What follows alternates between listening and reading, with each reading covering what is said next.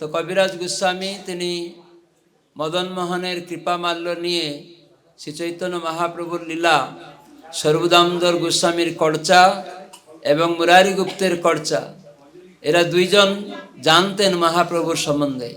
মুরারি গুপ্ত ছোট থেকে মহাপ্রভুকে জানতেন, তার আবির্ভাব থেকে। সেজন্য মহাপ্রভু নবদ্বীপ লীলায় যতক্ষণ ছিলেন ততদিন মুরারি গুপ্ত সব লিখে রেখেছিলেন, মুরারি গুপ্ত কর্চা।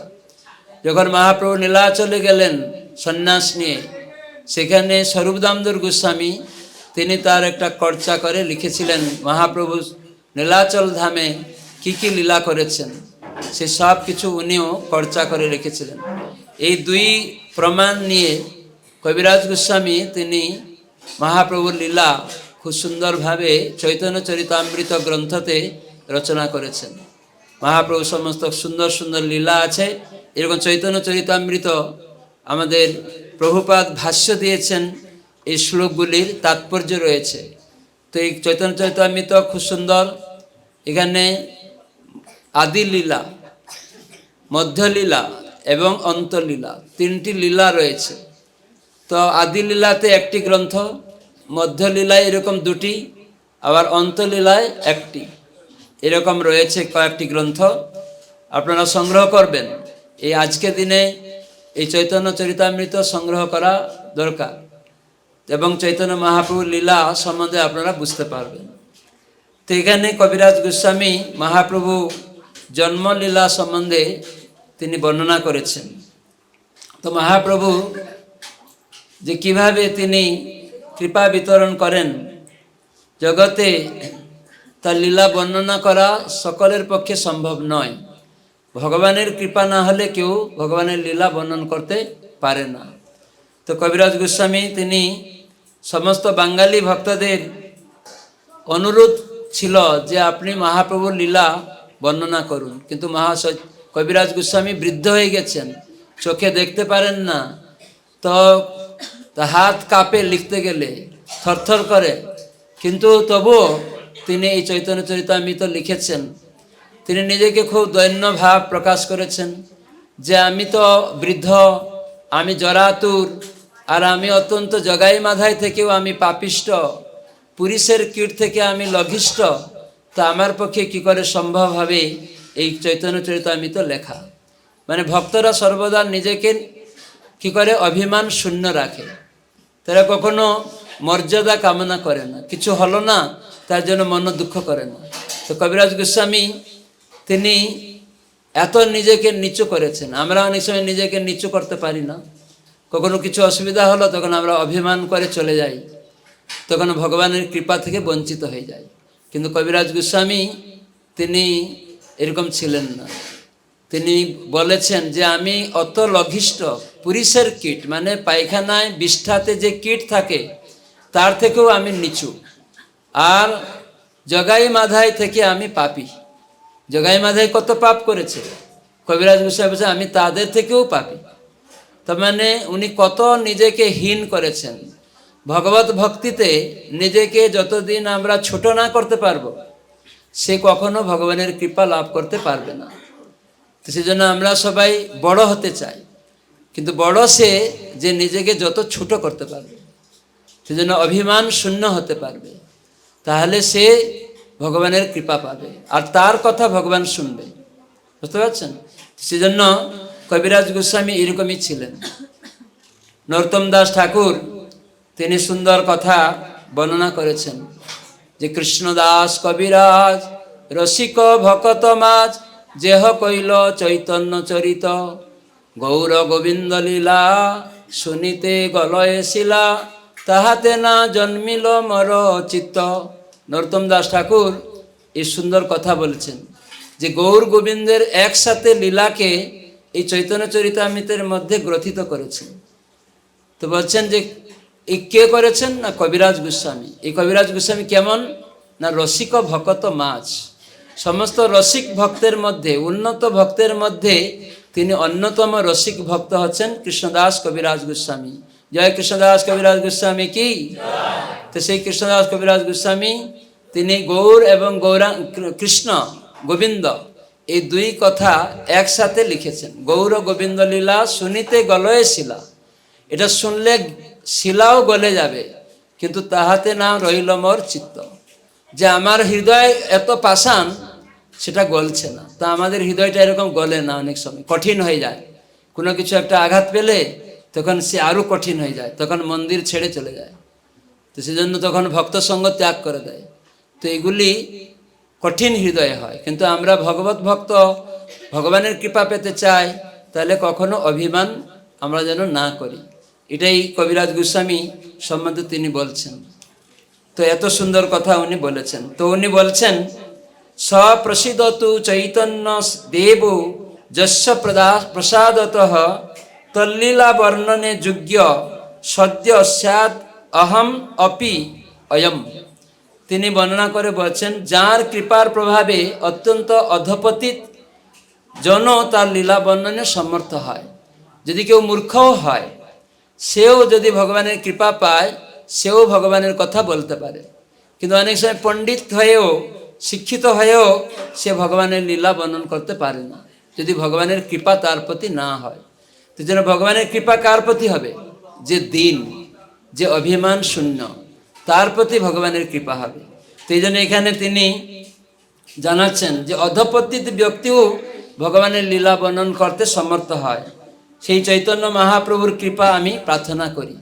এই জন্য তিনি নিজেকে অধপতিত ভাবে বলছেন, হে প্রভু, আমাকে কৃপা করুন, যাতে আমি আপনার লীলা বর্ণন করতে সমর্থ হই। কেন? আপনার কৃপাই বলবান। ভগবানের কৃপা ব্যতীত কেউ কিছু করতে পারে না। জয় জয় শ্রী চৈতন্য, জয় গৌরচন্দ্র, জয়াদ্বৈত চন্দ্র, জয় জয় নিত্যানন্দ, জয় জয় গদাধর, জয় শ্রীনিবাস, জয় মুকুন্দ বাসুদেব, জয় হরিদাস, শ্রী গদা জয় দামোদর স্বরূপ, জয় মুরারি গুপ্ত, এই সব চন্দ্রোদয়ে তম কৈল লুপ্ত, জয় শ্রী চৈতন্য চন্দ্রের ভক্ত চন্দ্রগণ, সবার প্রেম জ্যোৎস্নায় উজ্জ্বল ত্রিভুবন। এখানে বলছেন ত্রিভুবন উজ্জ্বল হবে যদি বৈষ্ণবদের কৃপা হয়। বৈষ্ণবের কৃপা কি করে পাওয়া যাবে? কে বলতে পারে?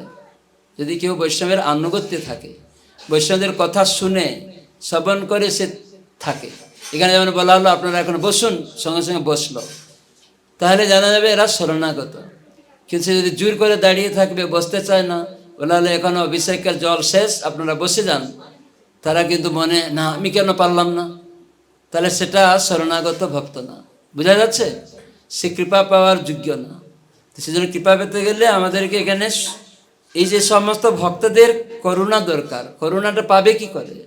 যদি আমরা ভগবানের কৃপা লাভ করতে গেলে তাদের সেবা করতে হবে, তাদের আদেশ পালন করতে হবে, তাদের শরণাগত হতে হবে। শরণাগত মানে তারা যেটা বলবে আমি আমার ইচ্ছা অনুসারে না, বৈষ্ণবদের ইচ্ছা অনুসারে আমি চলবো।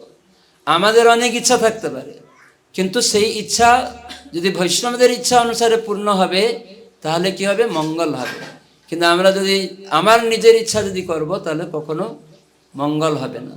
তো এইভাবে সমস্ত বৈষ্ণবদের কৃপার কথা তিনি নিজে এখানে বর্ণনা করছেন। তো এইভাবে স্বরূপ দামোদর গোস্বামী এবং মুরারি গুপ্তের কর্চা থেকে তিনি লিখেছেন, তাদের এই বৈষ্ণবদের কৃপার কথা তিনি বলেন যে জগতে শ্রীচৈতন্য চন্দ্রের সমস্ত ভক্তচন্দ্রের জয় হোক, তাদের কিরণরূপী প্রেম জ্যোৎস্নায় ত্রিভুবন উজ্জ্বল হয়ে উঠেছে। কেননা বৈষ্ণবদের কৃপা না হলে কখনো উজ্জ্বল হবে না। এই তো কহিল গ্রন্থারম্ভে মুখবন্ধ, এবে কহি চৈতন্য লীলা ক্রময় অনুবন্ধ, প্রথমে তো সূত্ররূপে করিয়ে গণন, পাছে তাহা বিস্তারি করিব বর্ণন। শ্রীকৃষ্ণ চৈতন্য নবদ্বীপে অবতরী, 48 বৎসর প্রকট বিহরি। চৈতন্য মহাপ্রভু কোথায় আবির্ভূত হলেন? নবদ্বীপে অবতরণ করলেন। কত বছর থাকলেন? 48 বছর এখানে থাকলেন, প্রকট থাকলেন মহাপ্রভু। তিনি একটা সংক্ষিপ্ত বলে দিচ্ছেন, মহাপ্রভু আবির্ভূত হয়েছেন কোথায়? নবদ্বীপ ধামে। সেজন্য সবাই এটা মনে রাখবেন, নবদ্বীপ ধাম আর বৃন্দাবন ধাম অভিন্ন। কোনো পার্থক্য নেই। নবদ্বীপ বৃন্দাবন দুই এক হয়, গৌর শ্যাম রূপে প্রভু সদা বিলসয়। এই জন্য চৈতন্য মহাপ্রভু আর কৃষ্ণ দুইজনের মধ্যে কোনো পার্থক্য নেই। সেজন্য নবদ্বীপ ধামে তিনি সর্বদা বিলাস করছেন গৌর আর শ্যাম সুন্দর রূপে। 1455 জন্মের প্রমাণ, 1455 হইল অন্তর্ধ্যান। মহাপ্রভু 1407 শতাব্দে এখানে আবির্ভূত হলেন, আর 1455 শতাব্দে তিনি অপ্রকট লীলা করলেন, অন্তর্ধ্যান হলেন, তার লীলাকে সম্বরণ করলেন। এভাবে তিনি 48 বছর এই জগতে বিহার করেছিলেন। 24 বৎসর প্রভু কইল গৃহবাস। মহাপ্রভু 24 বছর পর্যন্ত গৃহে ছিলেন, গৃহস্থ লীলা করলেন। নিরন্তর কইল কৃষ্ণ কীর্তন বিলাস। নবদ্বীপ ধামে তিনি গৃহস্থ লীলায় কি করলেন? নিরন্তর কি করলেন? হরে কৃষ্ণ কৃষ্ণ কৃষ্ণ হরে হরে, হরে রাম রাম রাম হরে হরে। এভাবে কীর্তন করলেন নবদ্বীপ ধামে। 24 বৎসর শেষে করিয়া সন্ন্যাস। 24 বছর যখন পূর্ণ হয়ে গেল তখন সন্ন্যাস করে নিলেন। আর 24 বৎসর কইল নীলাচলে বাস। তাহলে গৃহস্থ লীলায় 24 বছর নবদ্বীপে, আর শেষ লীলা 24 বছর কোথায় থাকলেন? নীলাচল। নীলাচল বলতে কোথায়? পুরীধাম। জয় পুরীধাম কি? তার মধ্যে 6 বৎসর গমনাগমন, কভু দক্ষিণ কভু গৌড় কভু বৃন্দাবন। মহাপ্রভু 6 বছর পরিভ্রমণ করলেন। একবার তিনি দক্ষিণ ভারত, একবার এই বঙ্গভূমিতে, আর একবার তিনি বৃন্দাবনে, এরকম ভ্রমণ করলেন। কয় বছর? 6 বছর। তাহলে আর কি তারপরে বলছেন? 18 বৎসর রহিল নীলাচলে, কৃষ্ণ প্রেম নামামৃতে ভাসালো সকলে।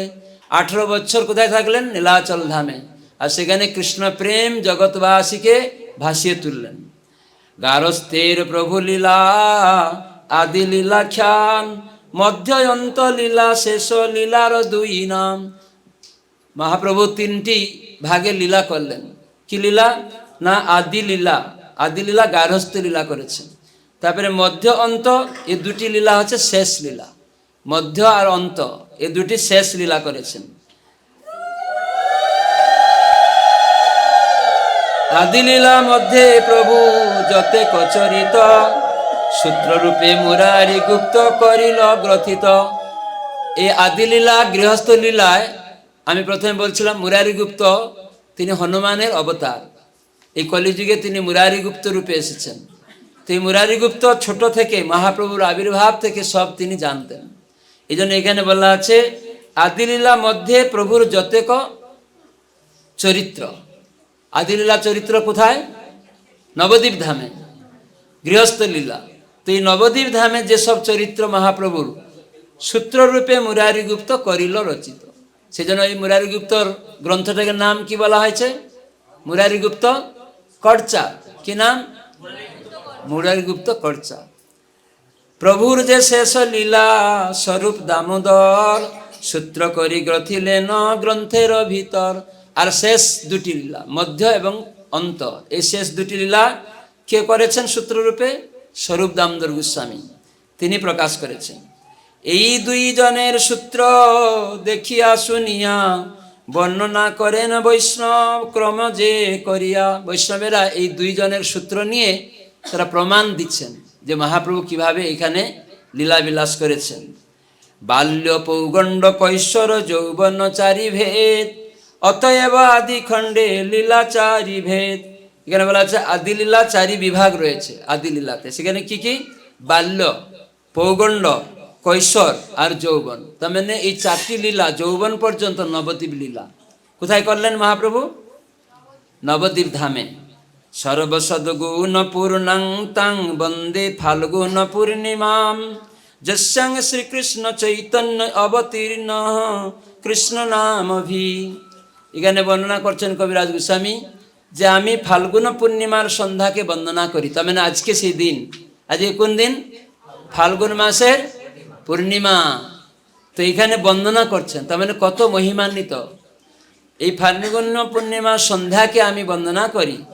যে সর্বসুলক্ষণ যুক্ত, তার মানে আজকের এই যে সন্ধ্যা সর্বসুলক্ষণ শুভক্ষণে কৃষ্ণ নাম সহ শ্রী চৈতন্য মহাপ্রভু অবতীর্ণ হলেন। তার মানে এখানে আমরা যে অভিষেক করলাম সন্ধ্যাবেলা, মহাপ্রভু কি কীর্তন সহ তিনি আবির্ভূত হলেন। তো নবদ্বীপ ধামে তিনি 540 বছর পূর্বে আজকে তিথিতে আবির্ভূত হয়েছিলেন। তো এখানে বলা আছে ফাল্গুন পূর্ণিমা সন্ধ্যায় প্রভুর জন্মোদয়, সেই কালে দৈব যুগে চন্দ্রগ্রহণ হয়। আজকে সেটা হয়ে গেছে। তার মানে 540 বছর আগে মহাপ্রভু তিনি যে আবির্ভূত হলেন সেদিন চন্দ্রগ্রহণ ছিল, আর এই বছরেও চন্দ্রগ্রহণ হয়েছে। সেই চন্দ্রগ্রহণ হলো 6:30 পর্যন্ত, 6:40 পর্যন্ত। তো ভক্তরা হরিনাম জপ কীর্তন, বাইরের লোকেরা যখন এই চন্দ্রগ্রহণে কিছু খারাপ কিছু করবে তখন তাদের শাস্তি পেতে হবে, কষ্ট পেতে হবে বিভিন্ন রকম। কিন্তু ভক্তরা কি করে না, ভগবানের নাম কীর্তন পূজা অর্চন শ্রবণ কীর্তন সাধুর সঙ্গে কালাতিপাত করে। এই জন্য আমরা এখানে চন্দ্রগ্রহণের সময় হরিনাম কীর্তন অভিষেক এইসব কিছু আমরা করলাম। হরি হরি বলে লোক হরষিত হইয়া, তাহলে চন্দ্রগ্রহণ হলে সবাইকে হরিনাম করতে হয়, স্নান করতে হয় এরকম বসে। তো এই জন্য আমরা এখানে চন্দ্রগ্রহণ হয়েছে কিন্তু গঙ্গা জল ছিটিয়ে দিলাম। গুরু মহারাজ বললেন সবাই তো আর স্নান করতে যেতে পারবে না, সেই জন্য সবাইয়ের উপরে গঙ্গা জল ছিটিয়ে দিতে হবে। গঙ্গা জল দেওয়া হয়েছিল, অনেকে ছিলেন আগে তারা পেয়ে গিয়েছিলেন, অনেকে পরে এসছেন। তো আবার আরতি হবে একটু, তখন গঙ্গা জল আবার ছিটিয়ে দেওয়া হবে, কোনো অসুবিধা নেই। তো এখানে বলেছেন যখন চন্দ্রগ্রহণ হচ্ছিল তখন সবাই হরি হরি বলছিল। কি বলছিল? হরি হরি হরি হরি বলুন, হরি হরি, হরে কৃষ্ণ হরে কৃষ্ণ কৃষ্ণ কৃষ্ণ হরে হরে, হরে রাম রাম রাম হরে হরে, এরকম কীর্তন করছিল। জন্মলীলা চৈতন্য প্রভু নাম জন্মাইয়া, এখানে বলছেন যে শ্রী চৈতন্য মহাপ্রভু অবতীর্ণ হলেন হরিনাম উচ্চারণের মাধ্যমে। প্রথমে তার মানে মহাপ্রভু উদ্দেশ্য জগতে হরিনাম দান করা। তিনি যখন আসছেন সবাই হরিনাম করছে, তার মানে তার উদ্দেশ্য হচ্ছে সারা বিশ্ববাসী যেন এই হরিনাম করে। জন্ম বাল্য পৈগণ্ড কৈশোর যুবাকালে, হরিনাম লো আইল প্রভু নানা ছলে। মহাপ্রভু নানা ছল করে তিনি যখন আবির্ভূত হয়েছেন, বিভিন্ন রকম ছল করে সবাইয়ের মুখে হরে কৃষ্ণ মহামন্ত্র উচ্চারণ করিয়েছেন। বাল্য ভাব ছলে প্রভু করেন ক্রন্দন, তো বাল্য বাচ্চারা কি করে? কান্না করে না? তো মহাপ্রভু স্বয়ং ভগবান, তিনি আবির্ভূত হয়ে ঠিক বাচ্চা শিশুর মতো ক্রন্দন করছেন। কেন ক্রন্দন করছেন এখানে শিখাচ্ছেন। বাল্য ভাবে ছলে প্রভু করেন ক্রন্দন, কৃষ্ণ হরি নাম শুনি রহে ক্রন্দন রোদন। তার মানে উনি যখন ক্রন্দন করছেন, যখন সবাই হরি হরি বলছে তখন তার কান্নাটা বন্ধ হয়ে যাচ্ছে। এভাবে সবাইকে তিনি ক্রন্দন করছেন ছল করে। কেন না? সবাইকে মুখে হরিনাম করানোর জন্য। অতএব হরি হরি বলুন, অতএব বলুন, হরিনাম করবেন, হরি বল বলবেন। অতএব হরি হরি বলে নারীগণ, দেখিতে আইসে যেবা সর্ববন্ধুজন। সব নারীরা হরি হরি বলছে। কি বলছে? হরি হরি হরি হরি বল, হরি হরি বল। এরকম মাতাজিরা সবাই হরিনাম করছে। এই শব্দ শুনে সব বন্ধুজনেরা চলে এসছে একদম। এই জন্য আপনারা সবাই চলে এসছেন, খুব সুন্দর।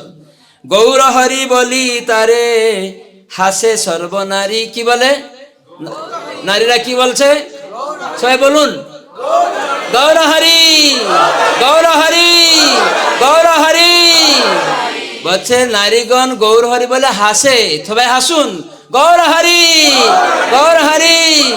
মুখে আনন্দ হাসি থাকবে আর গৌর হরি বলতে হবে। বলুন, গৌর হরি গৌর হরি গৌর হরি।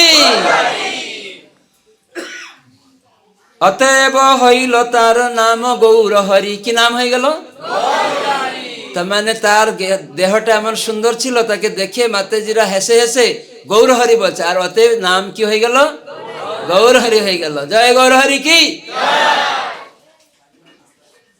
বাল্য বয়স যাব হাতে খড়ি দিল, পৌগণ্ড বয়স যাবত বিবাহ না কইল।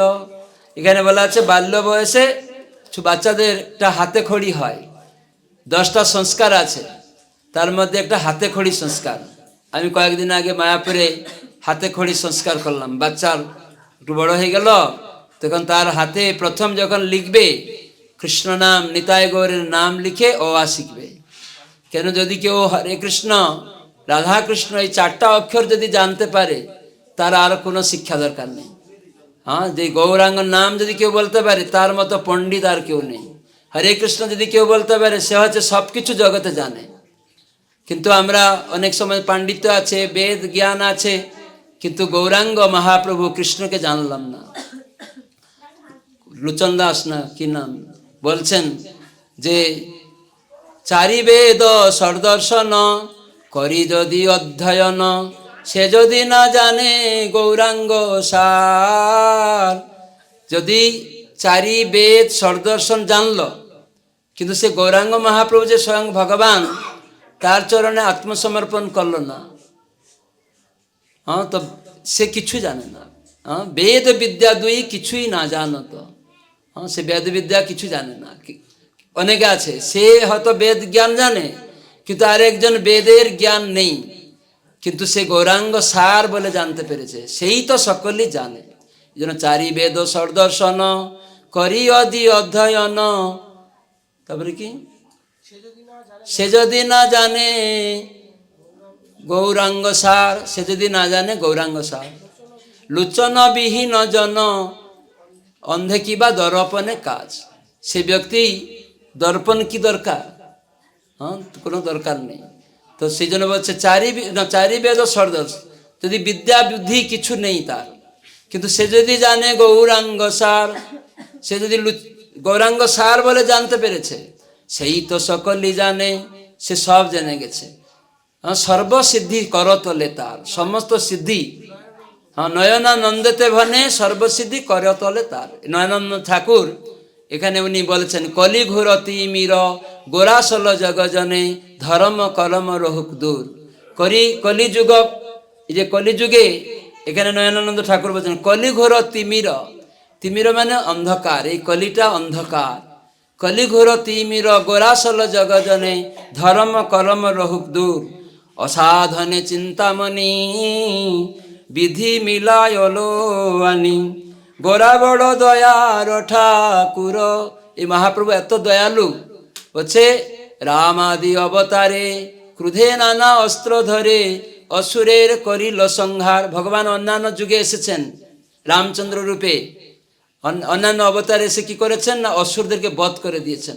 কিন্তু গৌরাঙ্গ রূপে এসে কি করলেন, এখানে নয়নানন্দ ঠাকুর বলছেন গোড়া বড় দয়ারও ঠাকুর। কেন না, রামচন্দ্র আদি অবতারে এসে অসুরদের বধ করলেন, কিন্তু এবে অস্ত্র না ধরিল প্রাণে কারে না মারিল, যে চিত্তশুদ্ধি করিল সবার, সবার চিত্তশুদ্ধি করে দিলেন। কি দিয়ে? হরে কৃষ্ণ কৃষ্ণ কৃষ্ণ হরে হরে, হরে রাম রাম রাম হরে হরে। চারি বেদ ষড় দর্শন পড়ি, সে যদি গৌরাঙ্গ নাহি ভজে, বৃথা তার অধ্যয়ন লোচন বিহীন জন দর্পণে অন্ধে কিবা কাজ। যদি অন্ধ ব্যক্তি, আয়না দরকার আছে কেন, মূল্য নেই কিছু, কিন্তু এখানে বলছে চারি বেদ সর্দর্শন অধ্যয়ন করেছে, অনেক শাস্ত্র জ্ঞান, কিন্তু মহাপ্রভুর চরণে আত্মসমর্পণ করলো না। বৃথা তার অধ্যয়ন, সেই চারি বেদ সর্দর্শনে পড়লো, কি লাভ হলো? অনেক আমরা গীতা ভাগবত পড়ে খুব জ্ঞানী হয়ে যাই, কিন্তু গৌরাঙ্গ মহাপ্রভু স্বয়ং ভগবান, তার সেবা করি না, তার উপদেশ মন্ত্র জপ হরিনাম করি না, তাহলে তাদের ওই জ্ঞানগুলি বেকার। কিরকম না, অন্ধের মতো, অন্ধ দর্পণে কিছু কাজ নেই, ঠিক সেই রকমই। কিন্তু এখানে বলছেন বেদ ও বিদ্যা দুই কিছুই না জানো তো, কিছু বিদ্যা কিছু নেই, কিন্তু সে যদি জানে গৌরাঙ্গ সার, সেই তো নয়নানন্দতে ভনে, সেই তো সকলই জানে সর্বসিদ্ধি করতলে তার। সেজন্য সর্বসিদ্ধি করতলে, সেজন্য আপনারা আসুন, মহাপ্রভু উপদেশ বিদ্যা বুদ্ধি কিছু নাই থাক, কিন্তু হরিনাম করুন, মহাপ্রভুর কথা শুনুন, ভগবানের সেবা করুন, তাহলে আপনারা শ্রেষ্ঠ ব্যক্তি হবেন। কিন্তু অনেক কিছু টাকা পয়সা ধন সম্পত্তি বিদ্যা জ্ঞান সব আছে, কিন্তু গৌরাঙ্গের আরাধনা করে না, তাহলে সে তার কোনো মূল্য নেই। তো এই জন্য আমাদের এইভাবে মহাপ্রভু এখানে ছল করে তিনি সবাইকে ক্রন্দন করলেন আর সবাইকে হরিনাম বলালেন। এটা তার উদ্দেশ্য। এখানে এসেছেন হরিনাম করে জগৎবাসীকে তিনি মুক্ত করবেন। তো মহাপ্রভু অনেক লীলা আছে। এখন মন্দির খুলবে, রেডি হয়েছে পূজারীরা? শঙ্খ বাজাও, কেন রাত হয়েছে, সবাই প্রসাদ পাবে, দেরি হবে। একটু পুষ্পাঞ্জলি হবে। মন্দির খোলার পরে সবাই হাতে পুষ্প দিয়ে দাও। একজন বসে আছে, 2-3 জন, পুষ্প হাতে হাতে দিয়ে দিন। হরিবল। মাতাজিরা 2 জন, তোমরা 3 জন গিয়ে সবাই হাতে হাতে পুষ্প দিয়ে দাও। মাতাজিদের হাতে সবাই ফুল দিয়ে দাও। কোথায় ফুল আছে? ফুল দাও। পুরুষ ভক্ত থেকে 2 জন উঠে, 1 জন উঠে গেলে হবে। সবাই হরে কৃষ্ণ। তো এখানে আমরা শুনলাম যে মহাপ্রভু তিনি বাল্য বয়সে হাতে খড়ির কথা বলছিলাম, হাতে খড়ি দিলেন। তো এই জন্য আপনারা যারা ভক্ত, আপনাদের ছেলে মেয়ে অন্নপ্রাশন প্রসাদ দিয়ে করবেন। মহাপ্রভু অন্নপ্রাশন প্রসাদ দিয়ে হয়েছিল। তারপরে হাতে খড়ি লিখতে হয়। তারপরে পৌগণ্ড বয়স যাবৎ বিবাহ না কইল। তার হাতে খড়ি পর্যন্ত তার বাল্য বয়স হয়েছিল, এবং বাল্য বয়স থেকে তার বিবাহ না পড়া পর্যন্ত বয়সকে বলা হয় পৌগণ্ড বয়স। বিবাহ করিলে হইল নবীন যৌবন, যৌবনকালে বিবাহ করে। সর্বত্র লওয়াইল প্রভু নাম সংকীর্তন, মহাপ্রভু সবাইকে হরিনাম সংকীর্তনে করালেন। পৌগণ্ড বয়সে পড়ানো শিষ্যগণে, পৌগণ্ড বয়সে মহাপ্রভু শিষ্যদের পড়াচ্ছিলেন। এক সময় কাশ্মীর রাজ্যে একজন দিগ্বিজয় পণ্ডিত এসছে, সবাইকে পরীক্ষা করছে, একদম দিগ্বিজয়। কিন্তু মহাপ্রভু তখন নিমাই পৌগণ্ড বয়স শিশুদের পড়াচ্ছেন। আর সেখানে এসে গেছে দিগ্বিজয় পণ্ডিত। সব পণ্ডিতরা ভয়ে পালিয়ে গেছে। আর মহাপ্রভু গঙ্গার ধারে পৌগণ্ড বয়সে শিশুদেরকে পড়াচ্ছেন। সেই কেশব ভট্ট নামে যে দিগ্বিজয় পণ্ডিত, তিনি খুঁজতে খুঁজতে, হাতে রাখো শুধু, তিনি এসেছেন খুঁজতে খুঁজতে। পুষ্পাঞ্জলি হবে, ভগবানের চরণে পুষ্পাঞ্জলি হবে, ফেলবে না, ওটা নাকেও দিবে না কেউ। এই পুষ্পটা হাত জোড় করে রাখবেন, সবাই মহাপ্রভুর চরণে পুষ্পাঞ্জলি অর্পণ করবেন। উপবাস করেছেন তো, তারপরে প্রসাদ হবে। একটু কীর্তন হবে 10 মিনিট, তারপরে প্রসাদ হবে। তো এই কেশব ভট্ট যখন এসেছে, তখন মহাপ্রভু ছোট্ট, সব শিশুরা বসে আছে, সন্ধ্যাকালে জ্যোৎস্না রাত্রি। তখন সে মহাপ্রভু কাছে গিয়ে বলেছে, আর মহাপ্রভু যখন জানলেন তাকে সম্মান দিয়ে বসালেন। হ্যাঁ, তারপরে সেই পণ্ডিত বলছে, আরে তোমার নাম চতুর্দিকে, তুমি পণ্ডিত? হ্যাঁ, আমি বলছি 1-2 মিনিট, তো তুমি অত পণ্ডিত? তখন মহাপ্রভু বললেন, আমি কোনো পণ্ডিত নই, তা আমার শিশু পণ্ডিত হয়তো সবাই বলে, কিন্তু আমার এই সমস্ত পাণ্ডিত্য নেই। আপনি তো দিগ্বিজয়ী বললেন, সারা মানে অনেক সুপ্রমাণ করে দিয়েছেন, সব পণ্ডিতকে হারিয়ে এসছেন। আসলে আপনি এখানে এসছেন, আপনি কিছু আমাদেরকে বলুন, আমরা আর কি বলবো। মহাপ্রভু খুব দৈন্য, তিনি স্বয়ং ভগবান, কিন্তু তবু শিখাচ্ছেন যে আমি কিছু জানি না, আমি মূর্খ, আপনি পণ্ডিত, মানে অন্যকে সম্মান দেওয়া, এটাই হচ্ছে বৈষ্ণব জগতের নিয়ম। তখন সম্মান দিয়েছে মহাপ্রভু। আর সঙ্গে সঙ্গে জিজ্ঞাসা করছে অহংকারে সে পণ্ডিত, নিমাই তুমি কি শুনতে চাও? বলে, আমরা গঙ্গার ধারে বসে আছি, আপনি গঙ্গার মহিমা কিছু বলুন। তখন সেই দিগ্বিজয় পণ্ডিত একদম ঝড়ের বেগে শ্লোক উচ্চারণ করছে। তারপরে কিছু সময় পরে জিজ্ঞাসা করছে, কি বুঝলে? মহাপ্রভুকে জিজ্ঞাসা করছে ছোট নিমাই, বলছে, আপনি যে শ্লোক আবৃত্তি করলেন তার মধ্যে আমি কিছু অলঙ্কার দোষ, বাক্য দোষ এইসব পেয়েছি। তখন পণ্ডিতের মাথা ঘুরে গেছে, সব দেখিয়ে দিলেন যে এখানে আপনি এটা বলেছেন, এটা বলেছেন। তখন যখন দেখছে যে এ পণ্ডিত অপমানিত ভাবছে, তখন সঙ্গে সঙ্গে মহাপ্রভু বললেন, আজকে আর বলতে হবে না, আপনি কালকে এসে বলুন। তখন পণ্ডিত অভিমান কি হবে, দুঃখিত হয়ে যে আমি শিশুর কাছে হেরে গেলাম, রাত্রে সরস্বতী মাতার কাছে প্রার্থনা করছে, উনি সরস্বতীর বড় পুত্র। আর সরস্বতী মাতা বলেন, কেশব, যার কাছে তুমি হেরে গেছো ও আমার স্বামী, আমার আরাধ্য, আমার প্রভু, স্বয়ং ভগবান রাধাকৃষ্ণ মিলিত তনু গৌরাঙ্গ, তার কাছে হেরে যাওয়া কিছুই না। তোমার পিতা স্বরূপ তিনি, তার অংশ আমরা সবাই। তো সেখানে তোমার কিছু লজ্জার নেই। এই জানতে পেরেছে যখনই, তখন জ্ঞান উদয় হয়ে গেল। আমরা জ্ঞানের অভাবে ভগবানকে কাঠ পাথর এই সমস্ত বলি, বা ভগবান মরে গেছে, ভগবান কিছু নেই। কিন্তু জ্ঞানের অভাবে সরস্বতী মাতা যখন জ্ঞান হলো তার শিষ্যের, সেদিন বুঝে গেল নিমাই পণ্ডিত শিশু না, সাধারণ মানুষ না, স্বয়ং ভগবান। সেজন্য জ্ঞান অর্জন করতে হবে যারা সেটি জানেন, যার তার থেকে নয়। তো এভাবে সেই দিগ্বিজয় পণ্ডিতকে মহাপ্রভু পরদিন তখন প্রণাম করছে। এসে আগের দিনে অহংকার ছিল, এবার এসে প্রণাম। মহাপ্রভু জানে আমি পণ্ডিত, আমি তো ছোট্ট বাচ্চা, আমাকে কেন প্রণাম করছেন? তখন ও বুঝতে পেরেছে সব। তখন মহাপ্রভু বলে দিলেন, দেখুন সেই সে বিদ্যার ফল জানিহ নিশ্চয়। তোমার বিদ্যার ফল জানো কি? যদি কৃষ্ণর পদে যদি চিত্তবৃত্তি হবে, আমাদের যদি কৃষ্ণচরণে আশ্রয় না হই, চিত্ত না হয়, তাহলে সেই বিদ্যার কোনো মূল্য নেই। হরে কৃষ্ণ হরে কৃষ্ণ কৃষ্ণ কৃষ্ণ হরে হরে, হরে রাম রাম রাম হরে হরে।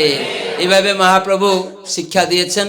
পণ্ডিতরাও তারা শিক্ষা লাভ করেছেন। অনেক লীলা আছে, চৈতন্য চৈতন্য পড়বেন। এখন শঙ্খ বাজাও।